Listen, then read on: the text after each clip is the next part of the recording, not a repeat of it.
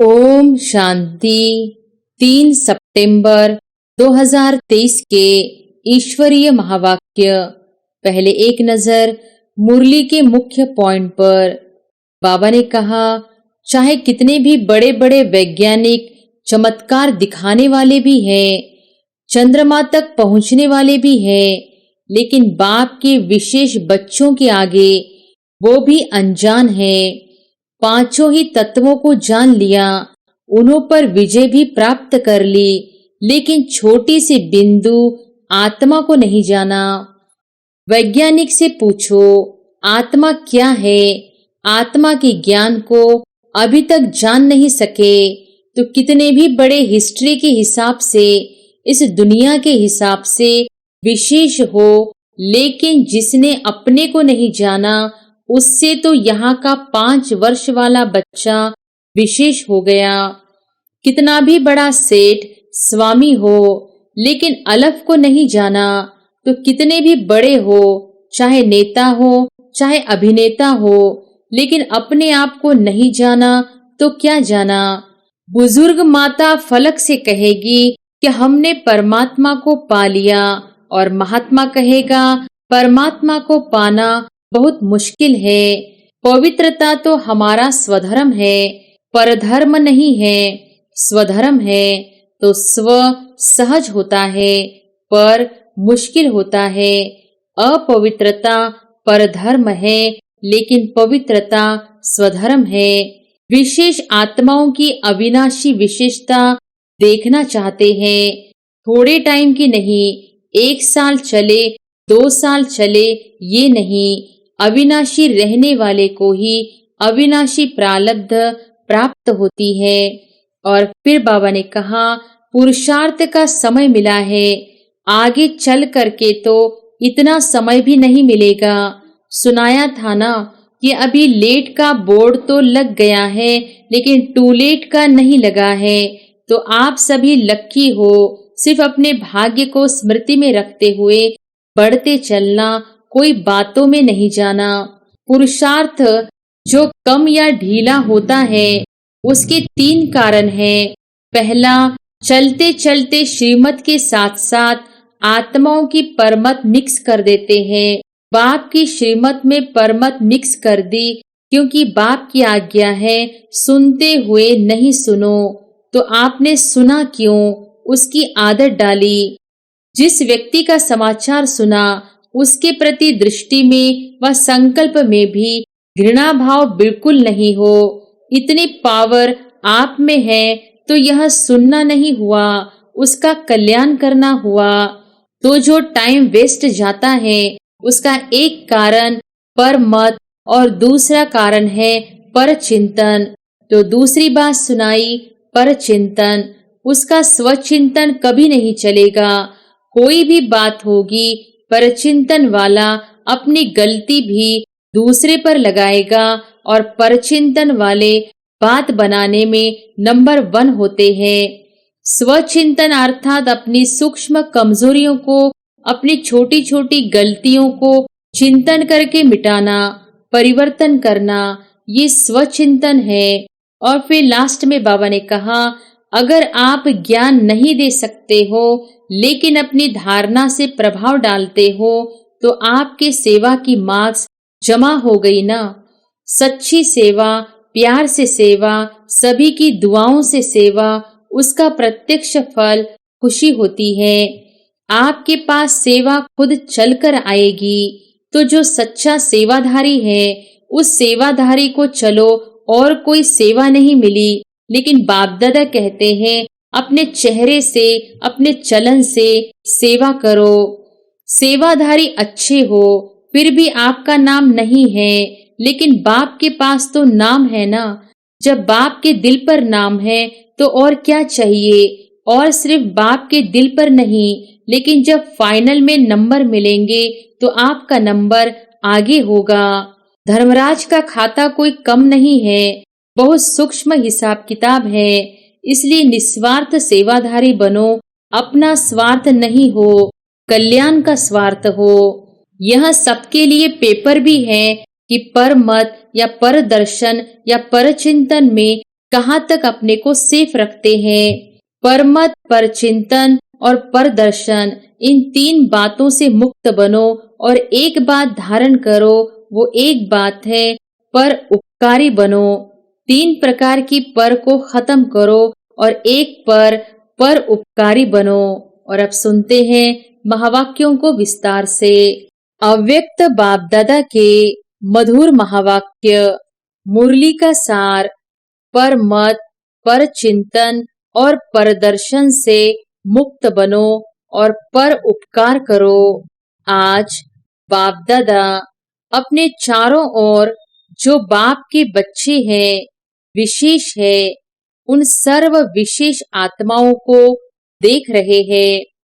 चाहे भारत के व विदेश के किसी भी कोने में हैं, लेकिन बाप दादा सर्व विशेष आत्माओं को समीप देख रहे हैं।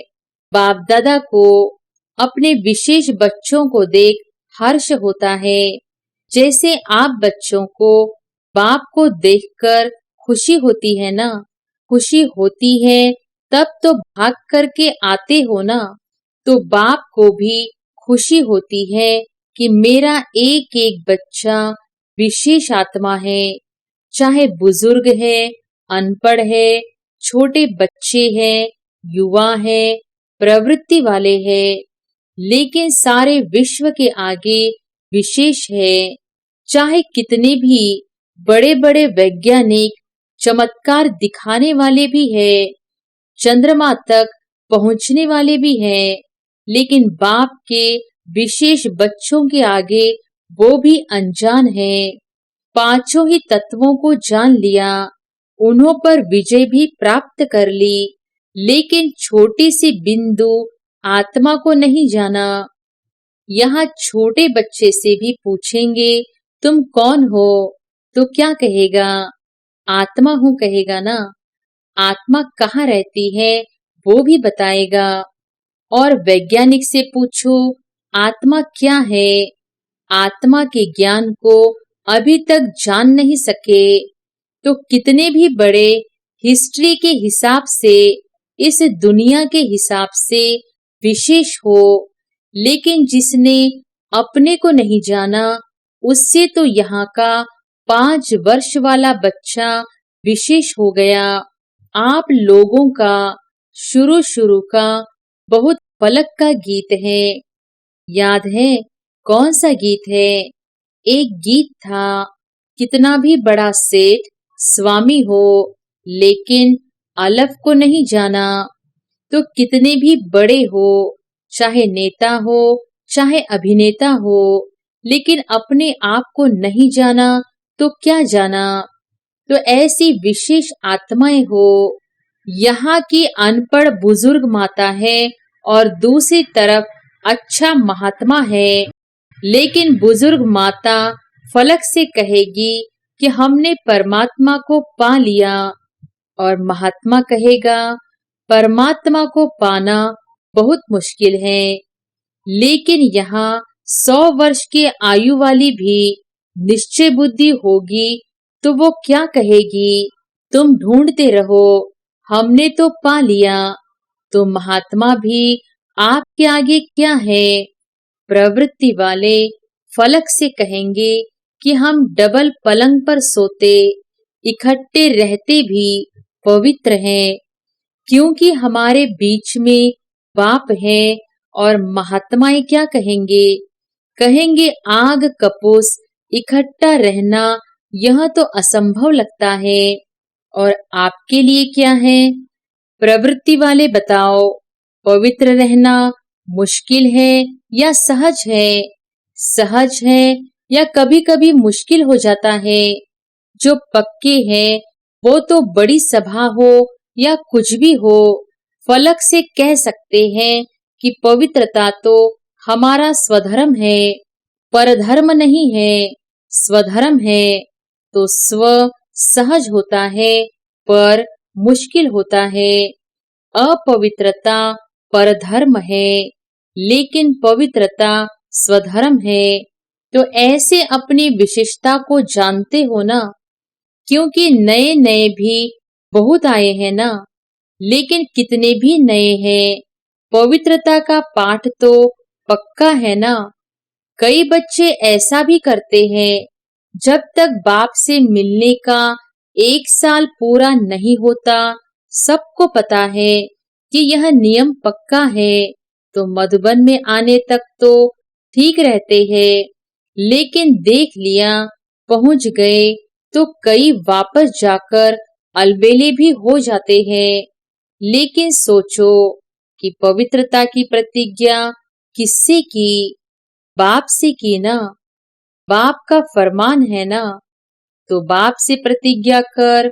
और फिर अगर अलबेले होते हैं तो नुकसान किसको होगा? ब्राह्मण परिवार में तो एक जाते 10 आते हैं, लेकिन नुकसान कमजोर होने का उन आत्माओं को होता है। इसलिए जो भी नए नए पहली बार आए हैं, वो बाप के घर में तो पहुंच गए। यह तो भाग्य की बात है ही, लेकिन तकदीर की लकीर को कभी भी कम नहीं करना, तकदीर को बड़ा करना। देखो, कोई भी बच्चा लौकिक में भी पैदा होता है, तो सभी क्या कहते हैं? सदा जिंदा रहे, बड़ी आयु रहे। तो बाप दादा भी विशेष आत्माओं की अविनाशी विशेषता देखना चाहते हैं। थोड़े टाइम की नहीं, 1 साल चले, 2 साल चले, ये नहीं। अविनाशी रहने वाले को ही अविनाशी प्रालब्ध प्राप्त होती है। तो माताएं भी पक्की हैं, क्योंकि चाहे आप 1 साल के हो या 2 साल के हो, 4 के हो, लेकिन समाप्ति तो एक ही समय होनी है ना। विनाश तो इकट्ठा ही होगा ना। कि आप कहेंगे कि हम तो 2 साल के हैं, हमारी सिल्वर जुबली हो जावे, पीछे विनाश होवे। यह तो नहीं होगा ना। इसलिए पीछे आने वाले को और आगे जाना है। थोड़े समय में बहुत कमाई कर सकते हो, फिर भी आप लोगों को पुरुषार्थ का समय मिला है। आगे चल कर के तो इतना समय भी नहीं मिलेगा। सुनाया था ना कि अभी लेट का बोर्ड तो लग गया है, लेकिन टू लेट का नहीं लगा है। तो आप सभी लक्की हो। सिर्फ अपने भाग्य को स्मृति में रखते हुए बढ़ते चलना, कोई बातों में नहीं जाना। आज बाप दादा देख रहे थे कि बच्चों के पुरुषार्थ का समय वेस्ट क्यों जाता है।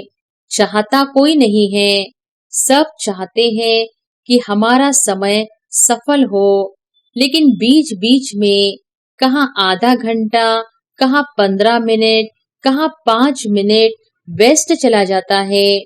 तो उसका कारण क्या? आज बाप दादा ने देखा कि मेजॉरिटी का विशेष पुरुषार्थ जो कम या ढीला होता है, उसके 3 कारण है।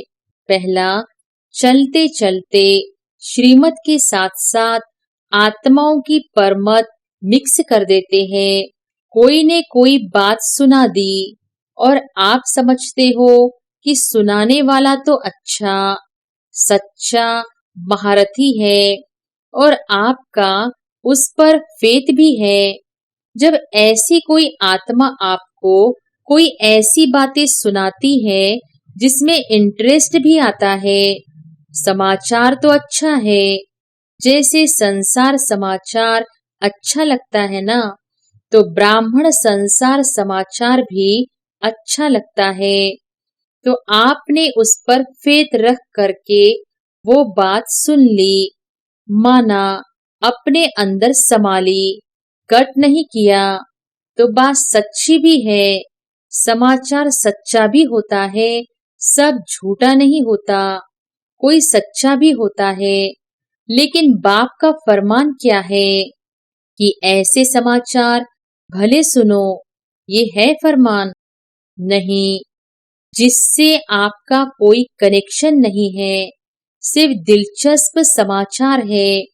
आप कर कुछ नहीं सकते, सिर्फ सुन लिया, तो वह समाचार बुद्धि में तो गया, टाइम वेस्ट तो हुआ या नहीं, और बाप की श्रीमत में परमत मिक्स कर दी, क्योंकि बाप की आज्ञा है सुनते हुए नहीं सुनो। तो आपने सुना क्यों? उसकी आदत डाली। मानो एक बारी आपको समाचार सुनाया, आपको भी बहुत अच्छा लगा, नई बात है, ऐसा भी होता है, ये पता तो पड़ गया। लेकिन अगर एक बारी आपने उनकी बात सुनी तो दूसरे बारी वो कहाँ जाएगा? आपके पास आएगा। आप उसके लिए कूड़े का डिब्बा बन गए ना। जो भी ऐसा समाचार होगा वो आपके पास ही आकर सुनाएगा, क्योंकि आपने सुना। इसलिए या तो उसको समझाओ, ऐसी बातों से उसको भी मुक्त करो। सुन करके इंटरेस्ट नहीं बढ़ाओ। लेकिन अगर सुनते हो तो आप में इतनी ताकत हो जो उसको भी सदा के लिए फुल स्टॉप लगा दो। अपने अंदर भी फुल स्टॉप लगाओ। जिस व्यक्ति का समाचार सुना उसके प्रति दृष्टि में व संकल्प में भी घृणा भाव बिल्कुल नहीं हो। इतनी पावर आप में है तो यह सुनना नहीं हुआ, उसका कल्याण करना हुआ। लेकिन रिजल्ट में देखा जाता है मेजॉरिटी थोड़ा थोड़ा किचड़ा इकट्ठा होते होते ये घृणा भाव या चाल चलन में अंतर आ जाता है, और कुछ भी नहीं होगा। ना तो उस आत्मा के प्रति सेवा करने की भावना नहीं होगी, भारीपन होगा। इसको कहा जाता है श्रीमत में परमत मिलाना। समाचार तो बाप दादा भी सुनते हैं, लेकिन होता क्या है, मेजॉरिटी का भाव बदल जाता है, सुनाने भी भाव बदल जाता है। एक आकर कहता है मैंने देखा कि ये दो बात कर रहे थे, और एक का सुना हुआ दूसरा फिर कहते हैं नहीं नहीं, खड़े भी थे और बहुत अच्छी तरह से नहीं खड़े थे। दूसरा एडिशन हुआ। फिर तीसरा कहेगा इन्हों का तो होता ही है। कितना भाव बदल गया। उन्हों की भावना क्या और बातों में भाव कितना बदल जाता है। तो ये परमत वायुमंडल को खराब कर देता है। तो जो टाइम वेस्ट जाता है उसका एक कारण परमत और दूसरा कारण है पर चिंतन। एक से बात सुनी तो 8-10 को नहीं सुनावे, यह नहीं हो सकता। अगर कोई दूर देश में भी होगा ना, तो भी उसको पत्र में भी लिख देंगे यहाँ बहुत नई बात हुई है, आप आएंगे ना तो जरूर सुनाएंगे। तो ये क्या हो गया? पर चिंतन। समझो आपने 4 को सुनाया, उन 4 की भावना उस आत्मा के प्रति आपने खराब तो की ना, और परचिंतन शुरू हुआ तो इसकी गति बड़ी फास्ट और लंबी होती है। परचिंतन 1-2 सेकंड में पूरा नहीं होता। जैसे बाप दादा सुनाते हैं कि जब किसको भी ज्ञान सुनाओ तो इंटरेस्ट दिलाने के लिए उसको कहानी की रीति से सुनाओ। पहले ये हुआ, फिर क्या हुआ, फिर क्या हुआ, फिर क्या हुआ, तो इंटरेस्ट बढ़ता है ना। ऐसे जो परचिंतन होता है वो भी एक इंटरेस्ट होता है। उसमें दूसरा जरूर सोचेगा फिर क्या हुआ, फिर ऐसे हुआ, हाँ ऐसे हुआ होगा। तो ये भी कहानी बड़ी लंबी है। बाप दादा तो सबके दिल की बातें सुनते भी है, देखते भी है। कोई कितना भी छिपाने की कोशिश करे, सिर्फ बाप दादा कहाँ कहाँ लोक संग्रह अर्थ खुला इशारा नहीं देते। बाकी जानते सब है, देखते सब है।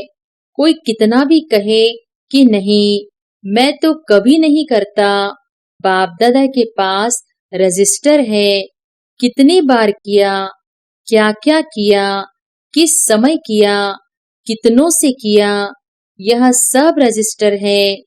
सिर्फ कहाँ कहाँ चुप रहना पड़ता है। तो दूसरी बात सुनाई, पर चिंतन। उसका स्वचिंतन कभी नहीं चलेगा। कोई भी बात होगी, पर चिंतन वाला अपनी गलती भी दूसरे पर लगाएगा, और परचिंतन वाले बात बनाने में नंबर 1 होते हैं। पूरी अपनी गलती दूसरे के प्रति ऐसे सिद्ध करेंगे जो सुनने वाले बड़ों को भी चुप रहना पड़ता है।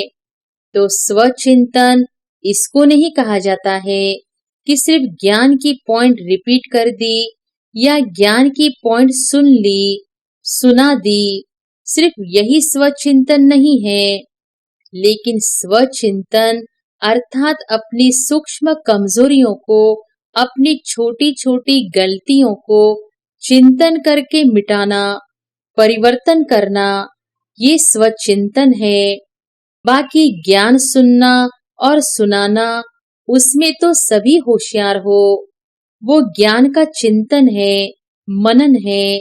लेकिन स्वचिंतन का महीन अर्थ अपने प्रति है, क्योंकि जब रिजल्ट निकलेगी तो रिजल्ट में यह नहीं देखा जाएगा कि इसने ज्ञान का मनन अच्छा किया या सेवा में ज्ञान को अच्छा यूज किया। इस रिजल्ट के पहले स्वचिंतन और परिवर्तन।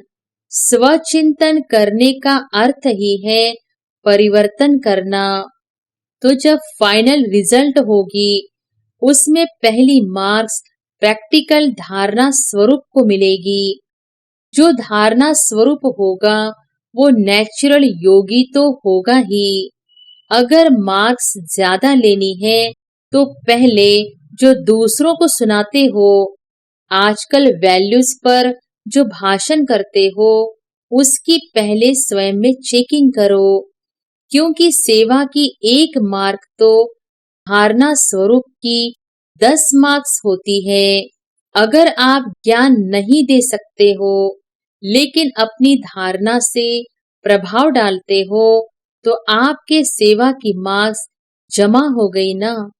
आजकल कई समझते हैं कि हमको सेवा का चांस बहुत कम मिलता है, हमको चांस मिलना चाहिए, दूसरे को मिलता है, मेरे को क्यों नहीं। सेवा करना बहुत अच्छा है, क्योंकि अगर बुद्धि फ्री रहती है तो व्यर्थ बहुत चलता है। इसलिए सेवा में बुद्धि बिजी रहे, यह साधन अच्छा है।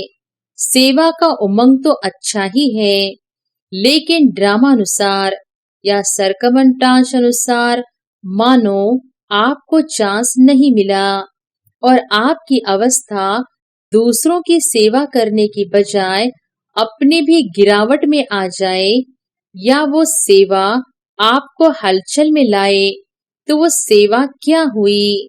उस सेवा का प्रत्यक्ष फल क्या मिलेगा।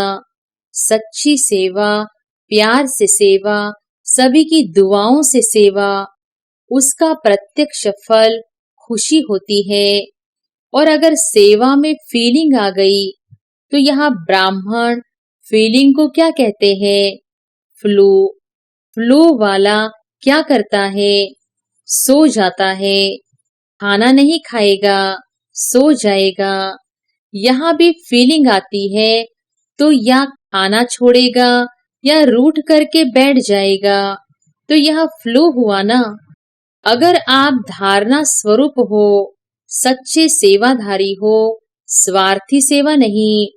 एक होती है कल्याण की भावना की सेवा, और दूसरी होती है स्वार्थ से मेरा नाम आ जाएगा, मेरा अखबार में फोटो आ जाएगा, मेरा टीवी में आ जाएगा, मेरा ब्राह्मणों में नाम हो जाएगा।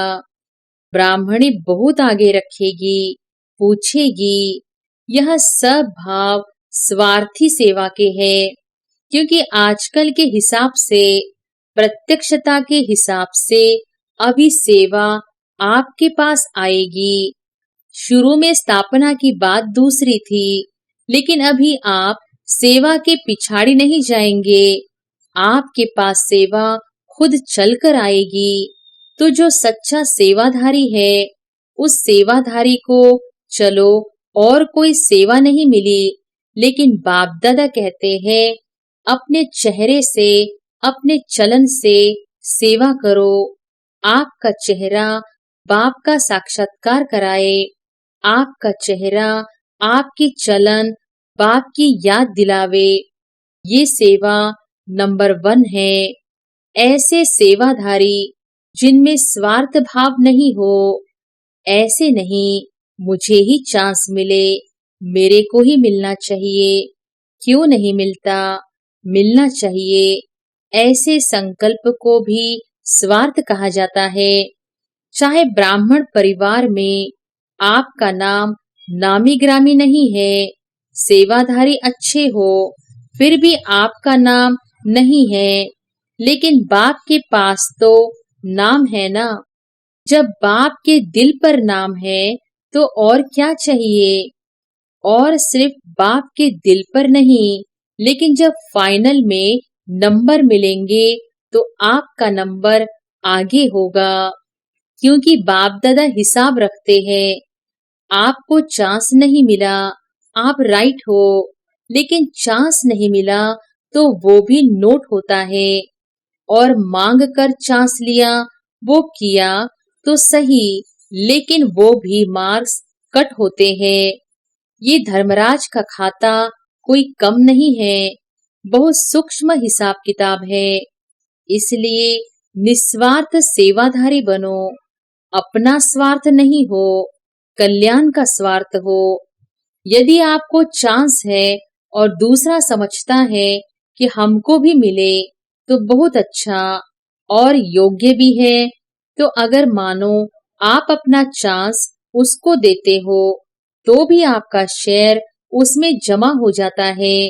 चाहे आपने नहीं किया, लेकिन किसको चांस दिया तो उसमें भी आपका शेयर जमा होता है। क्योंकि सच्चा डायमंड बनना है ना, तो हिसाब किताब भी समझ लो। ऐसे अलबेले नहीं चलो, ठीक है हो गया। बहुत सूक्ष्म में हिसाब किताब का चौपड़ा है। बाप को कुछ करना नहीं पड़ता है, ऑटोमेटिक है। कभी कभी बाप दादा बच्चों का चौपड़ा देखते भी है, तो पहली बात परमत और दूसरी बात पर चिंतन, तीसरी बात है परदर्शन। दूसरे को देखने में मेजॉरिटी बहुत होशियार है। परदर्शन, जो देखेंगे तो देखने के बाद वह बात कहाँ जाएगी, बुद्धि में ही तो जाएगी। और जो दूसरे को देखने में समय लगाएगा, उसको अपने को देखने का समय कहाँ मिलेगा। बातें तो बहुत होती है ना, और जो बातें होती हैं वो देखने में भी आती है, सुनने में भी आती है। जितना बड़ा संगठन उतनी बड़ी बातें होती है। ये बातें क्यों होती है? कई सोचते हैं यह बातें होनी नहीं चाहिए, नहीं होनी चाहिए, वो ठीक है, लेकिन जिसके लिए आप समझ रहे हो नहीं होनी चाहिए, उसमें समय क्यों दिया। और ये बातें ही तो पेपर है। जितनी बड़ी पढ़ाई उतने बड़े पेपर भी होते हैं। यह वायुमंडल बनना, यह सबके लिए पेपर भी है कि परमत या परदर्शन या परचिंतन में कहाँ तक अपने को सेफ रखते हैं। दो बातें अलग है। एक है जिम्मेवारी, जिसके कारण सुनना भी पड़ता है, देखना भी पड़ता है। तो उसमें कल्याण की भावना से सुनना और देखना जिम्मेवारी है। कल्याण की भावना है वो ठीक है, लेकिन अपनी अवस्था को हलचल में लाकर देखना, सुनना या सोचना यह रॉन्ग है। अगर आप अपने को जिम्मेवार समझते हो, तो जिम्मेवारी के पहले अपने ब्रेक को पावरफुल बनाओ। जैसे पहाड़ी पर चढ़ते हैं तो पहले से ही सूचना देते हैं कि अपने ब्रेक को ठीक चेक करो, तो जिम्मेवारी भी एक ऊंची स्थिति है। जिम्मेवारी भले उठाओ, लेकिन पहले यह चेक करो कि सेकंड में बिंदी लगती है कि लगाते हो बिंदी और लग जाता है क्वेश्चन मार्क, वो रॉन्ग है। उसमें समय और एनर्जी वेस्ट जाएगी। इसलिए पहले अपना ब्रेक पावरफुल करो।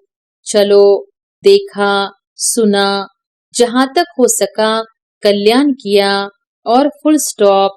अगर ऐसी स्थिति है तो जिम्मेवारी लो, नहीं तो देखते नहीं देखो, सुनते नहीं सुनो। स्वचिंतन में रहो, फायदा इसमें है। तो आज का पाठ क्या हुआ? परमत, परचिंतन और परदर्शन, इन तीन बातों से मुक्त बनो और एक बात धारण करो। वो एक बात है पर उपकारी बनो। तीन प्रकार की पर को खत्म करो और एक पर उपकारी बनो। बनना आएगा तो किन बातों से मुक्त बनेंगे? माताएं क्या करेंगी? बच्चों के उपकारी या परोपकारी? सर्व उपकारी सहज है या कठिन है? अच्छा, चारों तरफ के सर्व विश्व के विशेष आत्माओं को सदा स्वचिंतन, ज्ञान चिंतन करने वाले श्रेष्ठ आत्माओं को, सदा बाप के श्रेष्ठ मत पर हर संकल्प, बोल और कर्म करने वाले समीप आत्माओं को, चारों ओर के डायमंड जुबली के लिए स्वयं को और सेवा को आगे बढ़ाने वाले ऐसे विशेष आत्माओं को बाप दादा का याद प्यार और नमस्ते। वरदान है, महावीर बन संजीवनी बूटी द्वारा मूर्छित को सुरजित करने वाले शक्तिवान भव। महावीर बन संजीवनी बूटी द्वारा मूर्छित को सुरजित करने वाले शक्तिवान भव। जैसे सूर्य स्वयं शक्तिशाली है तो चारों ओर अपनी शक्ति से प्रकाश फैलाता है, ऐसे शक्तिवान बन अनेकों को संजीवनी बूटी देकर मूर्छित को सुरजित बनाने की सेवा करते रहो। तब कहेंगे महावीर। सदा स्मृति रखो कि हमें विजयी रहना है और सबको विजयी बनाना है। विजयी बनने का साधन है बिजी रहना। स्व कल्याण अथवा विश्व कल्याण के कार्य में बिजी रहो तो विघ्न विनाशक वायुमंडल बनता जाएगा। स्लोगन है, दिल सदा एक दिलाराम में लगी रहे, यही सच्ची तपस्या है। दिल सदा एक दिलाराम में लगी रहे, यही सच्ची तपस्या है। अच्छा, ओम शांति।